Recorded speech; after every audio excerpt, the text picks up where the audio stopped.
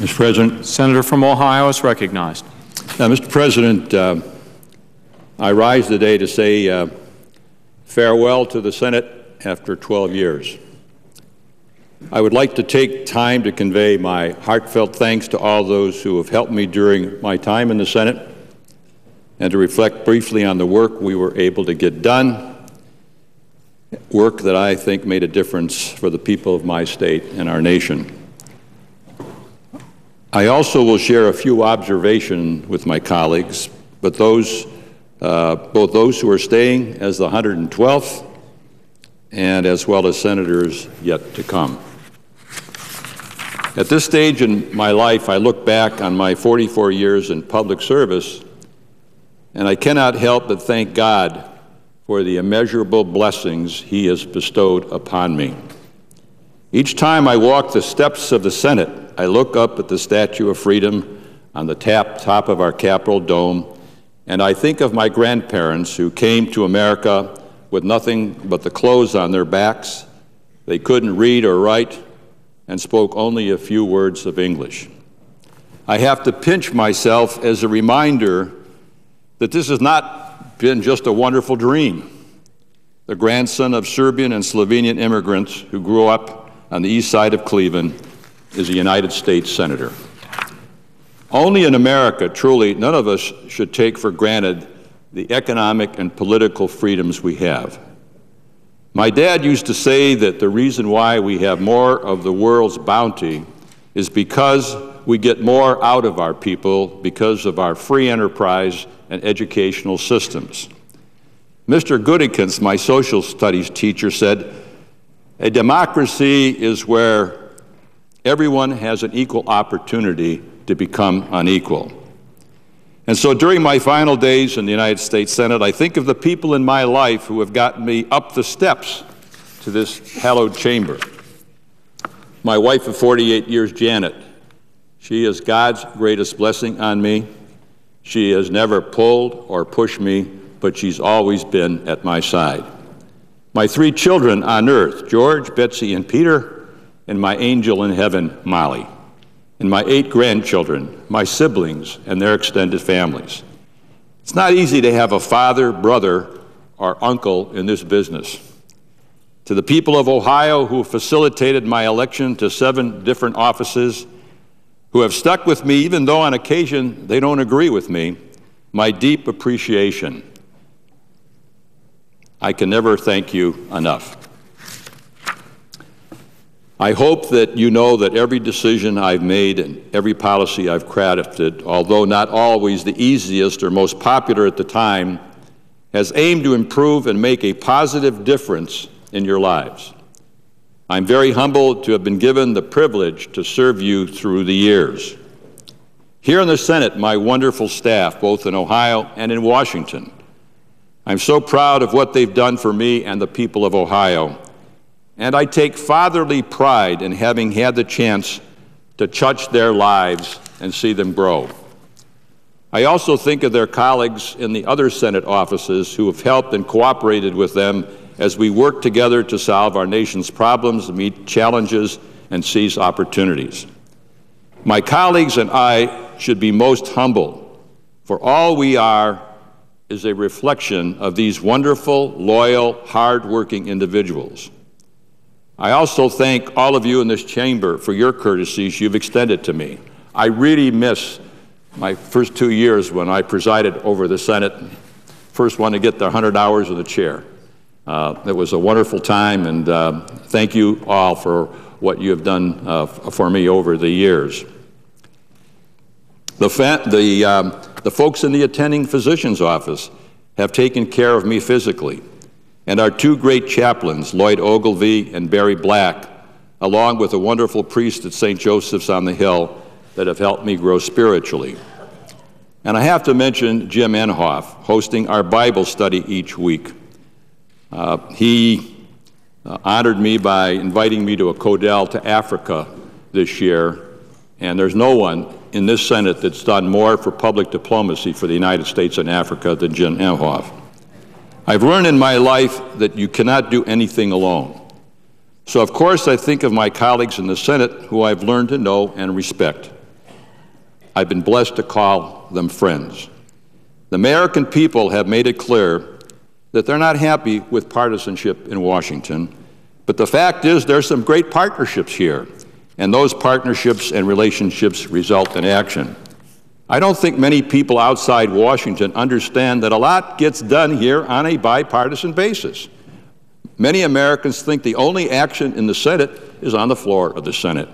But much of the action in the Senate is in the committees and meetings with other members off the floor, as well as through unanimous consents. Once a bill gets through committee, perhaps one or two people might have a problem with it, but you work it out, call them, go see them, it gets done, but it's never reported in the paper about how we are working together on so many pieces of legislation. I'm proud of the contribution I've made to the country in the area of human capital and government management. The fact is, though, without my brother, Dan Akaka, and he is my brother, the changes never would have occurred. There's nobody who's done more to reform the way we treat our federal workers to make us more competitive and work harder and smarter and do more with less than what Dan and I have tried to do over the years. 12 years of working at it. It's an area that's neglected by most legislators because they don't appreciate how important the people are that work in government. I call them the A-team. Any successful organization has to have good finances and good people. I'm also proud of my work in helping to relaunch the nuclear renaissance, which will help deliver baseload energy for America, reduce our greenhouse gas emissions, and reignite our manufacturing base in Ohio and in our country. I couldn't have done this without Senator Tom Carper, who has been both a friend and a colleague since our days as governor. Tom's leadership was key to organizing our recent successful nuclear summit in Washington. And Tom has taken the baton from me and will carry nuclear energy to the finish line as part of the future of America's energy supply, along with Mike Crapo, Jim Resch, Lamar Alexander, and others. I also recall the passage of the landmark Pro-IP bill, a bill to protect our intellectual property. By the way, the last bastion of our competitiveness, global competitiveness. It was a multi-year process that wouldn't have succeeded without the work of the business community and my friend Evan Bayh, who I first met when we were governors of neighboring states. As many of you know, I've been an ardent champion for my brothers and sisters in Eastern Europe, the Baltic states, and the countries of the former Yugoslavia. As such, I am proud to have led the effort to expand NATO and increase membership in the visa waiver program. These two accomplishments would not have happened without the bipartisan leadership of Dick Lugar and Joe Biden on the Senate Foreign Relations Committee and the help of Joe Lieberman and Susan Collins on the Homeland Security and Government Affairs Committee. I pray that the bipartisanship that I have witnessed and enjoyed in both foreign relations and Homeland Securities will continue. I must also acknowledge your Senator Jean Shaheen for her keen interest in Southeast Europe. We traveled together to the region in February of this year, and I'm heartened that she has picked up the mantle on our mission to ensure the door of NATO and European Union membership remains open to all states in the Western Balkans, which is key, I believe, to our national security. I've also championed the cause of monitoring and combating anti-Semitism, making it a priority within the Organization for Security and Cooperation in Europe and our State Department. The progress that's been made over the years could not have happened without the leadership of Senator Ben Cardin, Congressman Chris Smith, and the late Congressman Tom Lantos. One of the highlights of my career was the passage of the Global Anti-Semitism Bill, which created a special envoy at the State Department to monitor and combat global anti-Semitism. These are just a few examples of great bipartisan work going on in the Senate, but much of the time this is blurred because of the media's addiction to conflict. Even though I don't agree with the bipartisan resolution on extending the Bush tax cuts, I compliment the President and leaders in Congress for sitting down and working together to find a compromise. One of my frustrations after working so hard to find common ground on significant issues over the past 12 years has been it doesn't happen often enough. The American people know that even when members of a family get along, it's difficult to get things done. So they most certainly know that when we are laser focused on fighting, politicking, and messaging, their concerns and plight are forgotten and nothing controversial gets done. There's a growing frustration that Congress is oblivious to their problems, anxieties, and fears. And frankly, I think one action leaders could take at the beginning of each Congress is to assess the issues at hand. What are the items that Republicans and Democrats agree should get done to make our nation more competitive and really make a difference in people's lives and set a common agenda? By setting collective goals, by an agreement from leadership, I believe will set the environment for committee chairmen and ranking members for the year. Think about it. What kind of planning do we do? Most successful corporations have 5-year plans. Where are we going? What are our priorities? What are the things that we agree upon? And let's not spend time on those things that we disagree. Additionally, an unacceptable amount of time is spent on fundraising. It's my estimate that 20 to 25% of a senator's time is spent on raising millions of dollars. And with it comes the negative fallout in terms of the public's view of Congress bowing to contributions from special interest. In addition to this negative impression, the time spent raising money too often interferes with the time we need for our families, our colleagues, and most importantly, doing the job the people elected us to do. My last 2 years have been my most productive and enjoyable because I've not had to chase money at home and around the country. You know something? None of us like it, but nothing seems to get done about it. Nothing seems to get done about it. Ideological differences aside, it is necessary for us to have good working relationships if we are going to get anything done for the people who elected us. And I know it's possible from my personal experience. As mayor of Cleveland, I worked side by side with George Forbes, the most powerful Democratic city councilman in Cleveland's history. My entire city council were Democrats. George and I first met when our children attended the Major Works program in the Cleveland public school system. Who would have guessed that we would become the tag team that turned Cleveland around after it became the first major city to go into bankruptcy? I was pummeled by the media on occasion in regard to who was actually running City Hall. My answer was both of us. Forbes and I worked together as friends and partners. And one of the great satisfactions when I left the job of mayor was USA Today highlighted both of us. The tall African-American Democrat, Big George, and the short white Republican, Little George, working together to bring about Cleveland's renaissance. In Columbus, I found a worthy adversary when I was governor in Democratic Vern Rife, who was Speaker of the House for my first 4 years as Ohio governor. My office was on the 30th floor of the building named after Rife while he was still alive and serving an unprecedented 22 years as Speaker. Well, every day when I went over to the Rife Tower, I had to genuflect before his bust. But somehow, Vern and I decided we were going to figure out how we could work together and move Ohio forward and become good friends. Needless to say, folks, I was dismayed when I learned this year that President Obama had held only a single one-on-one meeting with Mitch McConnell. One meeting. When I was governor, I met with Vern Rife and Stan Aronoff, who was president of the Senate, every 2 weeks, developing good interpersonal relationships and a trust which allowed us to move Ohio forward from the Rust Belt to the Jobs Belt. I'm hoping that we have entered a new era in the relationship between the President and leadership in Congress. Our situation today is more critical than at any time in my 44 years in government. How we work together will determine the future of our country. We must also recognize that if we diminish the President in the eyes of the world, it is to the detriment of our nation's international influence and will impact our national security.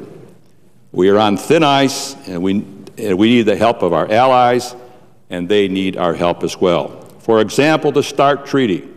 Although I have had some reservations, about it, they've been satisfied. It is vitally important to get done this year, or alternatively, we must make it clear that the Senate will ratify the treaty as soon as the 112th Congress convenes. To not do so would do irreparable harm to America's standing with our NATO allies and would be exploited by our enemies, particularly those factions in Russia that would like to break off communication and revert back to our Cold War relationship. And there are plenty of them over there who are still smarting from the fact that the wall went down, NATO expanded, and we encroached on their area of influence. 2 weeks ago, Janet and I attended a farewell dinner hosted by Mitch McConnell. Although I've had differences with Mitch, I have to credit him with keeping the Republican team together. There is no one more strategic than Mitch, John Kyle, and Lamar Alexander. Still, I share the concern of many of my colleagues that too often, the herd mentality has taken over our respective conferences. At the dinner that Mitch hosted, I shared with my Republican colleagues what Ohio State University coach Jim Tressel defines as success in his book, The Winner's Manual.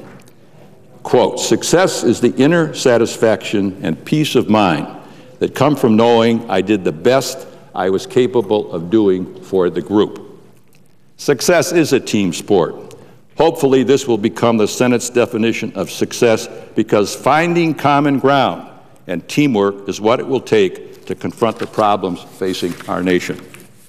My colleague, Senator Chris Dodd, hit the nail on the head when he said, quote, "It is whether each one of the 100 senators can work together, living up to the incredible honor that comes with the title and the awesome responsibility that comes with the office." You know, we do have a symbiotic relationship, and I'm encouraged that more and more of my colleagues understand that. I was quite impressed with the fact that 60% of the Senate representation on the National Commission on Fiscal Responsibility and Reform supported the recommendations of the chairman, including Tom Coburn, Mike Crapo, Judd Gregg, Kent Conrad, and Dick Durbin. As far as I'm concerned, they're true patriots. They're true patriots.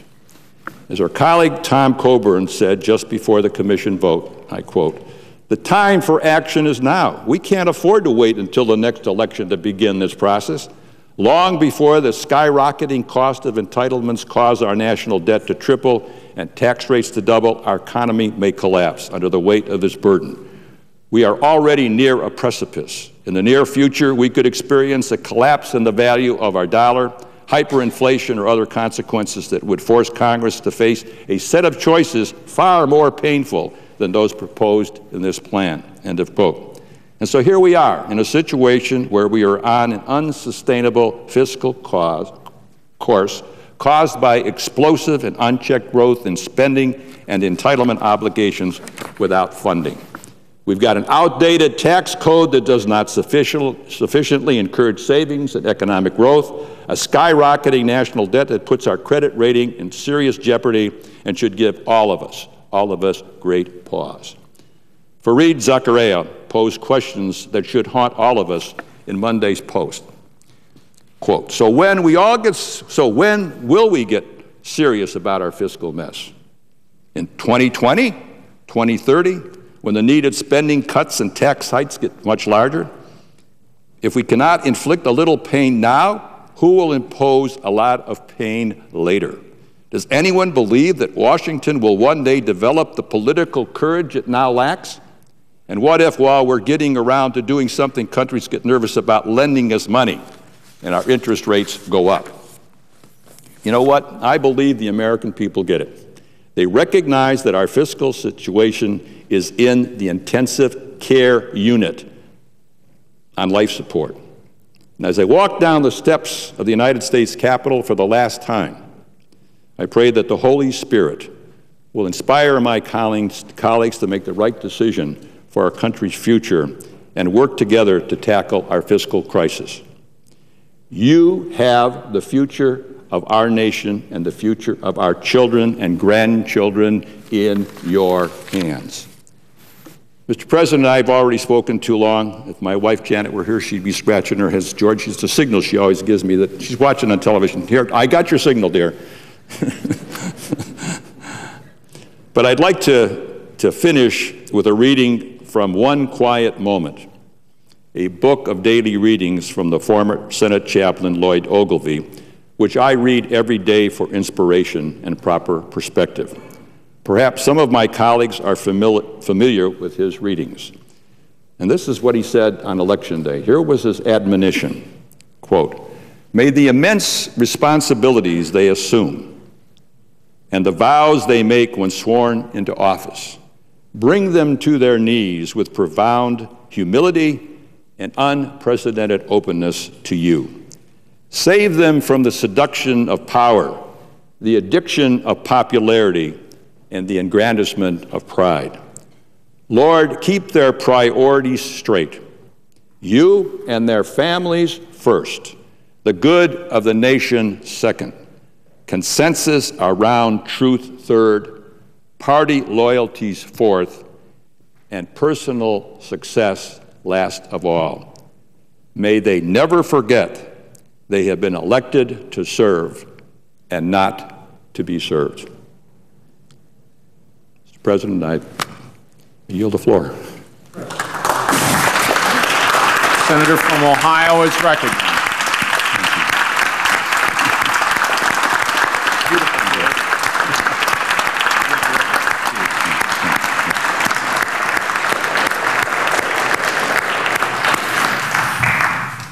Mr. President. Senator from Ohio is recognized.